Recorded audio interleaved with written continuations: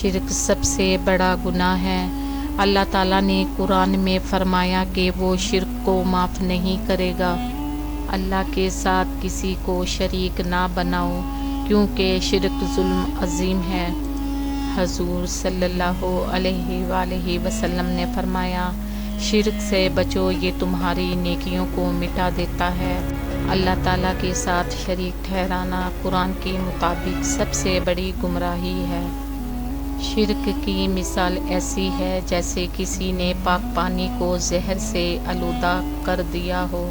اللہ تعالیٰ فرماتا ہے، میں نے انسانوں اور جنات کو اپنی عبادت کے لیے پیدا کیا ہے۔ شرک ان کے مقصد حیات کو ضائع کر دیتا ہے۔ جو شخص شرک سے بچتا ہے اس کا ایمان مضبوط ہوتا ہے اور اللہ اس سے محبت کرتا ہے۔